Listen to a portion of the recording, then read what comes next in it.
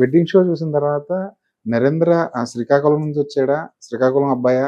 అని ఇండస్ట్రీలో ఒక డిస్కషన్ నడుస్తుంది. అసలు మీరు శ్రీకాకుళానికి మీకు సంబంధం ఉందా లేదా? నాకు లేదు సార్. శ్రీకాకుళానికి నాకు అస్సలు సంబంధం లేదు. నేను పక్కా హైదరాబాదీ. పుట్టింది పెరిగిందంతా హైదరాబాద్ లోనే. మా ప్రాపర్ మొత్తం ఇక్కడనే. శ్రీకాకుళంకి నాకున్న ఒకటే ఒక సంబంధం అంటే మా వైఫ్ వాళ్ళు శ్రీకాకుళం వాళ్ళది. బట్ వాళ్ళు మా వైఫ్ పుట్టక ముందే ఇక్కడ హైదరాబాద్ కి వచ్చేసారు. సో మా వైఫ్ కి కూడా అంత శ్రీకాకుళం రాదు. టచ్ అయితే లేదు. ఇట్లా టచ్ ఉంది కానీ అసలు ఆ స్లాంగ్ అదంతా నాకు టచ్ లేదు. ఈ క్యారెక్టర్ ని శ్రీకాకుళం నుంచి ఆడిషన్స్ చేసి తీసుకున్నారా?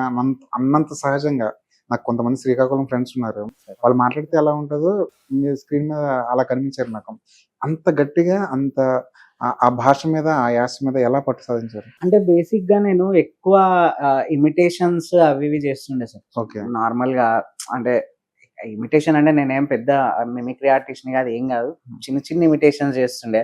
ఒకప్పుడు ఇప్పుడు సమరసింహారెడ్డి, ఇంద్రసేనారెడ్డి ఇట్లాంటివి వచ్చినప్పుడు ఆ స్లాంగ్ వాళ్ళు మాట్లాడతారు కదా, యో ఏమే ఇట్లాంటివి ఉంటాయి కదా, ఇట్లాంటివి బాగా చేస్తుండే. రాయలసీమ అదే రాయలసీమ అవి ఇవి చేస్తుండే. డిఫరెంట్ స్లాంగ్స్ లో మాట్లాడుతుండే నేను.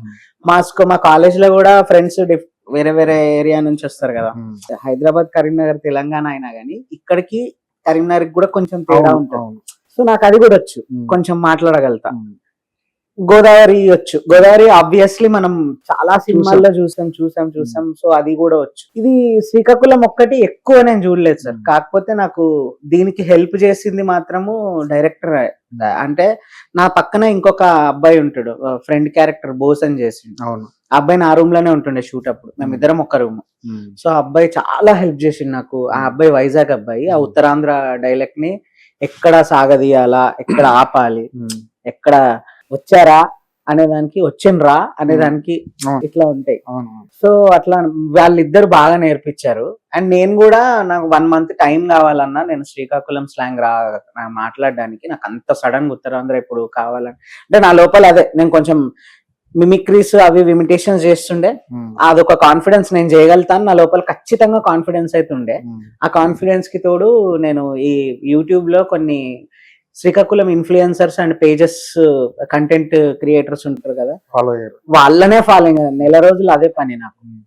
పొద్దు లేసి వాళ్ళు ఎట్లా పలుకుతున్నారు ఏంటి అవి చూడడము. అండ్ శ్రీకాకుళం కి సంబంధించిన సినిమాలు పలాస, కోటబొమ్మాలి, పిఎస్ ఇట్లాంటివి కొన్ని చూడడం. అండ్ అందులో పాటలు ఉంటాయి కానీ పక్కన పడ్డాది, నక్లీస్ గొలుసు, అందులో కూడా మనకి స్లాంగ్ ఉంటది కదా సార్. ఆ స్లాంగ్ ని అన్ని బాగా క్లీన్ గా అబ్జర్వ్ చేసి నేర్చుకుంది. అండ్ నేను నేర్చుకున్నది ఒక 50% అయితే 50% డైరెక్టర్ అండ్ నేను చెప్పిన వినయ్ అనే అబ్బాయి హెల్ప్ చేశారు. స్వతహాగా లోపల నుంచి వచ్చిన యాసకి నేర్చుకుని వచ్చిన యాసకి చాలా తేడా ఉంటుంది. Passion makes us perfect. Practice makes us perfect, passion makes us perfect.